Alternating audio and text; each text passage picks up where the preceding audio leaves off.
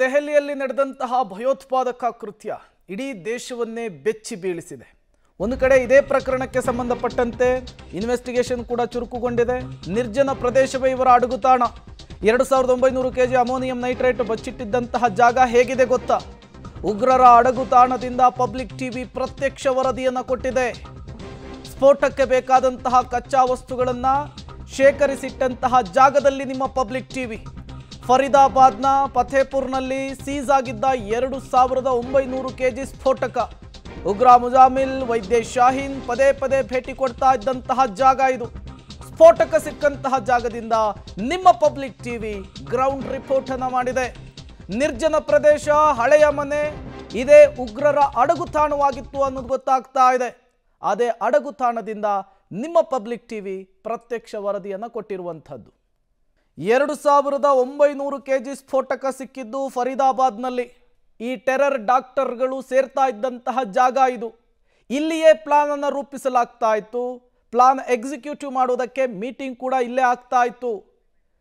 ಮತ್ತಷ್ಟು ಡೀಟೇಲ್ಸ್ ಅನ್ನು ಕೊಡೋದಕ್ಕೆ ಶಬೀರ್ ನೇರ ಸಂಪರ್ಕದಲ್ಲಿ ಜಾಯಿನ್ ಆಗಿದ್ದಾರೆ. ಶಬೀರ್, ಅತಿ ದೊಡ್ಡ ವಿಧ್ವಂಸಕತೆಯನ್ನ ತಡೆದಿದ್ದೇನೆ ಈ ಜಾಗದ ಮೇಲೆ ರೇಡ್ ಮಾಡಿದಂತಹ ಸಂದರ್ಭದಲ್ಲಿ. ಆ ಜಾಗ ಹೇಗಿದೆ, ಯಾವ ರೀತಿಯಲ್ಲಿ ಪ್ಲಾನ್ ಅನ್ನು ಮಾಡ್ತಾ ಇದ್ರು, ಎಕ್ಸ್ಪ್ಲೇನ್ ಮಾಡಬಹುದಾ ಅಂತ ಹೇಳಿ? ಖಂಡಿತವಾಗ್ಲೂ ಪ್ರೇಮ್, ನಾವಿರುವಂಥ ಸ್ಥಳದ ಮೇಲೆ ಪೊಲೀಸರು ಏನಾದರೂ ದಾಳಿ ಮಾಡದೇ ಇದ್ದಿದ್ರೆ ಬಹುಶಃ ಮುಂದಿನ ದಿನಗಳಲ್ಲಿ ಉತ್ತರ ಭಾರತದಾದ್ಯಂತ ಬಹುದೊಡ್ಡ ವಿಧ್ವಂಸಕ ಕೃತ್ಯ ನಡೀತಾ ಇತ್ತು. ಯಾಕೆಂದರೆ ಅಷ್ಟು ದೊಡ್ಡ ಪ್ರಮಾಣದ ಸ್ಫೋಟಕಗಳನ್ನು ಇಲ್ಲಿ ತಯಾರಿ ಮಾಡಿಟ್ಕೊಳ್ಳಲಾಗಿತ್ತು. ಈಗ ಕಳೆದ 2 ದಿನಗಳ ಹಿಂದೆ 2900 kg ಅಷ್ಟು ಅಮೋನಿಯಂನ ಹೇಗೆ ಸೀಸ್ ಮಾಡಲಾಯಿತು, ಆ ಒಂದು ಸ್ಥಳದಲ್ಲಿ ಈಗ ನಾನಿದ್ದೀನಿ. ಹರಿಯಾಣದ ಫರೀದಾಬಾದ್ನಲ್ಲಿರುವಂತಹ ಫತೇಪುರ್ ಗ್ರಾಮ. ಆ ಫತೇಪುರ್ ಗ್ರಾಮದಲ್ಲಿರುವಂತಹ ಪ್ರದೇಶವನ್ನು ಈಗ ನೀವು ನೋಡ್ತಾ ಇದ್ದೀರಿ. ನೋಡಿ, ಇದು ಎಷ್ಟು ಜನನಿಬಿಡ ಪ್ರದೇಶ ಅನ್ನುವಂಥದ್ದನ್ನು ನಿಮಗೆ ತೋರಿಸ್ತೀನಿ. ಒಮ್ಮೆ ಹೊರಗಡೆ ಚಿತ್ರಣವನ್ನು ಕಟ್ಕೊಡ್ತೀನಿ, ಆಮೇಲೆ ಮನೆ ಒಳಗಡೆ ಹೇಗಿದೆ ಅನ್ನುವಂಥದ್ದನ್ನು ಕೂಡ ತೋರಿಸ್ತೀನಿ. ಸುತ್ತಮುತ್ತಲ ಎಲ್ಲ ಕಡೆಯೂ ಕೂಡ ಕೃಷಿ ಜಮೀನು ಇರುವಂಥದ್ದು. ಅಲ್ಲೊಂದು ಇಲ್ಲೊಂದು ಮನೆಗಳನ್ನು ಹೊರತುಪಡಿಸಿದರೆ ಬಹುತೇಕ ಕೃಷಿ ಬಳಕೆಗೆ ಇರುವಂಥ ಜಮೀನು, ರೈತಾಪಿ ವರ್ಗದಂತಹ ಏನು ಮಧ್ಯಮ ವರ್ಗದ ಜನರು ಇರುವಂತಹ ಈ ಪ್ರದೇಶ ಆಗಿರುವಂಥದ್ದು. ಈ ಪ್ರದೇಶವನ್ನು ಇವರು ಆಯ್ಕೆ ಮಾಡಿಕೊಂಡಿರುವಂಥದ್ದು. ಮತ್ತು ಫತೇಪುರ ಅನ್ನುವಂಥದ್ದು ಒಂದು ಸಣ್ಣ ಗ್ರಾಮ ಆಗಿರುವಂಥದ್ದು. ಈ ಸಣ್ಣ ಗ್ರಾಮದಲ್ಲಿ ಒಂದು ಮನೆಯನ್ನು ತೆಗೆದುಕೊಂಡಿದ್ದಾರೆ. ಬಹಳಷ್ಟು ನಿರ್ಜನ ಪ್ರದೇಶದಲ್ಲಿ ಇರುವಂತಹ ಮನೆ. ಆ ಮನೆಯ ಹೊರಗಿನ ಚಿತ್ರಣವನ್ನು ಕೂಡ ನೀವೀಗ ಗಮನಿಸ್ತಾ ಇದ್ದೀರಿ. ಬಹುಶಃ ಇದು ವಾಸಕ್ಕೆ ಯೋಗ್ಯವಲ್ಲದ ಮನೆಯ ರೀತಿಯಲ್ಲಿ ಬಹಳ ಸ್ಪಷ್ಟವಾಗಿ ಕಾಣಿಸ್ತಾ ಇದೆ.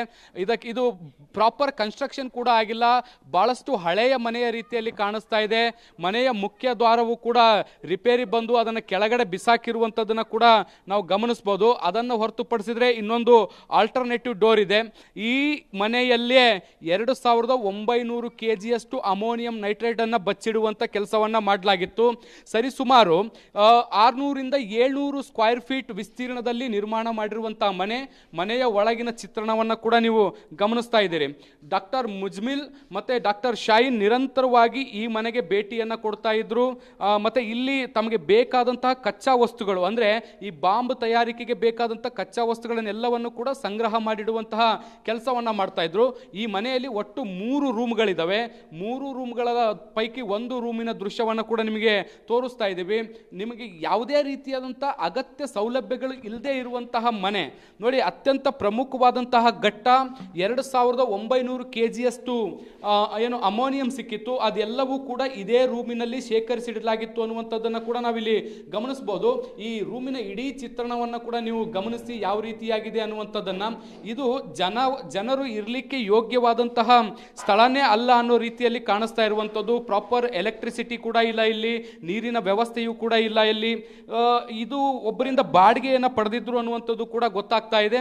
ಸೊ ಈ ಮನೆಯಲ್ಲಿ ಒಬ್ಬರು ವೈದ್ಯರು ಹೇಗೆ ಇರ್ಲಿಕ್ಕೆ ಸಾಧ್ಯ ಅನ್ನುವಂಥ ಅನುಮಾನಗಳು ಬಹಳ ದೊಡ್ಡದಾಗಿ ಬರುತ್ತೆ. ವೈದ್ಯರಿರಲಿ, ಸಾಮಾನ್ಯ ಜನರು ಕೂಡ ಈ ಮನೆಯಲ್ಲಿ ಇರಬೇಕಾದ್ರೆ ಒಮ್ಮೆ ಯೋಚನೆಯನ್ನ ಮಾಡ್ತಾರೆ.